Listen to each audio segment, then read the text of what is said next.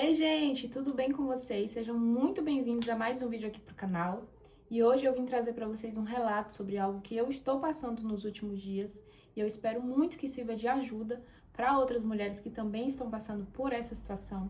Quem já me segue nas outras redes sociais sabe mais ou menos o que está acontecendo, mas eu resolvi, trazer esse vídeo aqui mais explicativo para vocês conseguirem entender melhor tudo que está acontecendo, tá? Tô aqui com todos os meus exames para poder explicar para vocês tudo certinho e não esquecer de nada. Eu vou começar falando bem do começo mesmo, tá? Eu tive a minha filha muito novinha, a minha primeira filha, né? Eu tive ela com 16 anos. Depois que eu amamentei ela, quando eu desmamei ela, eu percebi que tinha um nódulozinho que era bem pequeno, do tamanho de um grãozinho de arroz, bem pequeno mesmo, na minha mama direita.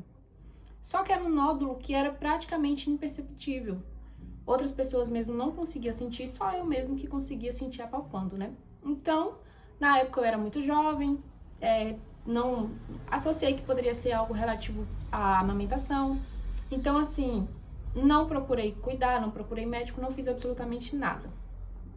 E depois que eu tive a minha segunda filha, eu notei, que o nódulo ele continuava lá, depois do desmame, na verdade, dela. Eu vi que o nódulo continuava lá, no mesmo tamanho, no mesmo lugar. Então, também resolvi não mexer.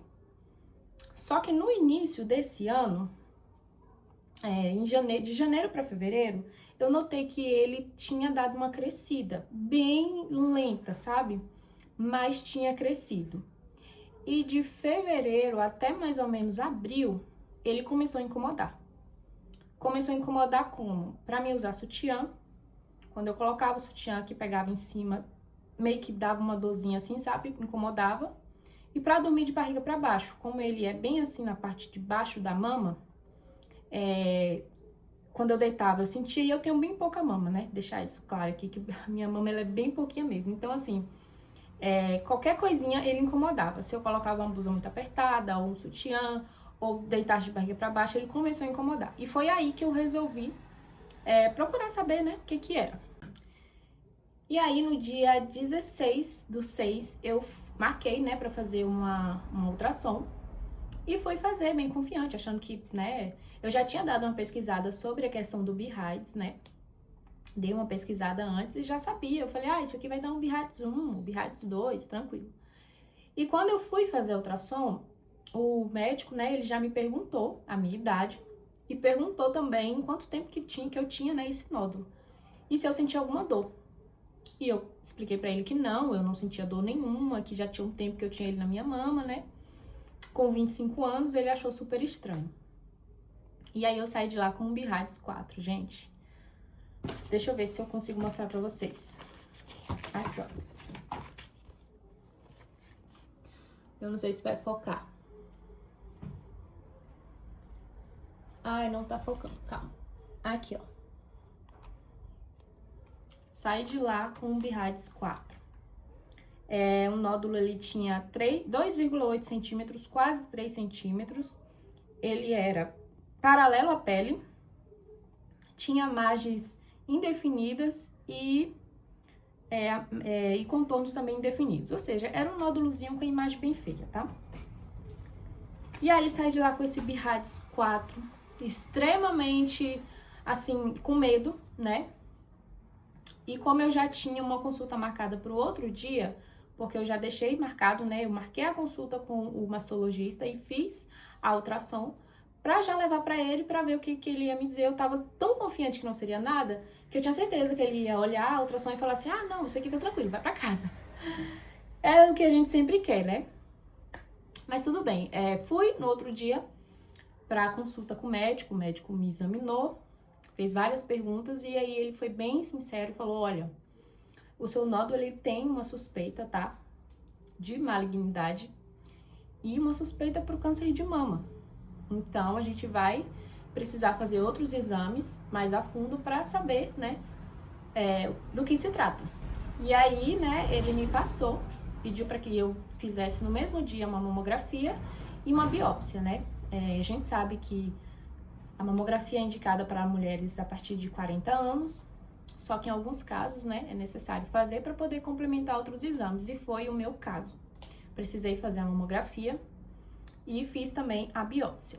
E aí é aquilo, né, gente, aqueles longos dias de espera pelo resultado, pelo laudo, né, da biópsia, são dias incertos, são dias que a gente não consegue dormir, são dias que a gente sente muito medo, principalmente quando a gente é mãe, né, a gente se pergunta muitas coisas, então não foi fácil. Eu sei que se você estiver passando por isso, calma, o que eu tenho pra te dizer hoje é calma, não sofra antecipadamente, não foi fácil realmente, muitas noites sem dormir, mas graças a Deus o resultado da minha biópsia saiu. Lembrando que a minha biópsia deu BIRADS 4B, tá? Não sei se eu já falei, mas na ultrassom deu 4 e na biópsia deu 4B. Que eles têm um painel lá, né, de BIRADS 4. Aí tem o 4A, o 4B e o 4C. Dá uma pesquisadinha aí que vocês vão entender. O meu deu 4B. E aí, quando o resultado da biópsia saiu, eu vou mostrar pra vocês aqui o que foi que deu, tá? Ó. Já adiantando pra vocês que não deu câncer, tá? Graças a Deus, não deu câncer. E foi isso aqui que deu na minha biópsia. Eu não sei se vai focar. Ó. Esse aqui foi o resultado da minha biópsia. Eu vou ler mais ou menos aqui pra vocês entenderem, tá? Deu uma atipia epitelial plana, algumas alterações nas células colunares, um papiloma intraductal de tipo periférico e deu algum foco de glândulas, deu um foco, né, de glândulas de contornos irregulares e fundo esclerótico.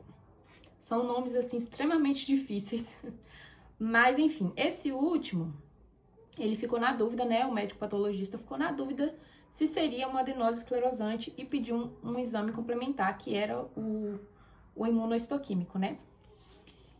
E aí, gente, eu fiz, né, o imunohistoquímico e deu realmente que é uma adenose esclerosante. Então, além de todos esses que eu falei, tem também a adenose esclerosante. Graças a Deus, todos são alterações benignas. E aí, gente, o que que acontece? O papiloma, a gente sabe que é uma alteração benigna, né? É uma lesão benigna. Porém, quando ele vem acompanhado de uma atipia, que foi o meu caso aqui, ela se torna uma alteração precursora do câncer de mama. Então, eu posso te dizer assim que não é câncer, mas corre o risco de, daqui a um tempo, ter um câncer ali. Então, a gente não pode deixar, foi o que o meu médico me explicou. A gente vai fazer cirurgia para a retirada da lesão e também para ter certeza que é só isso mesmo que tem. Por quê?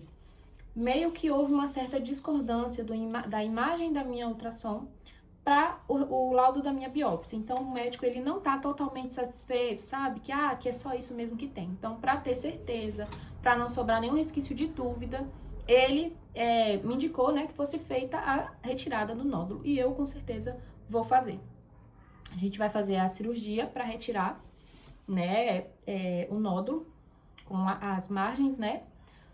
Pra ter certeza que não tem mais nada ali, que é só isso mesmo e que tá tudo certo. Claro que depois a gente precisa ficar, né, fazendo acompanhamento pra ver se vai voltar ou não. Mas eu espero que não. Tô com fé em Deus que vai ser só cirurgia e depois disso vai ficar tudo ok. Mas enfim, gente, eu queria muito deixar esse vídeo aqui registrado, porque eu procurei muito sobre essas questões, né, sobre o papiloma, sobre a questão da atipia epitelial, e eu quase não achei. Eu achei alguns médicos, né, falando sobre, mas eu queria relatos de pessoas que já passaram por isso e eu quase não vi. Então, se você já passou por isso, se você tem um relato, deixa aqui nos comentários que você pode também estar ajudando outras pessoas, outras mulheres que estão passando por isso. E assim, eu fiquei muito assustada logo quando eu vi, porque eu realmente não sabia o que era, nunca tinha ouvido falar sobre esse papiloma. E sobre a atipia epitelial, né? A atipia epitelial plana também é uma alteração benigna, como eu disse, mas é uma lesão precursora, então a gente vai, né, fazer a cirurgia para retirar, para ter, né, melhores condições desse tratamento.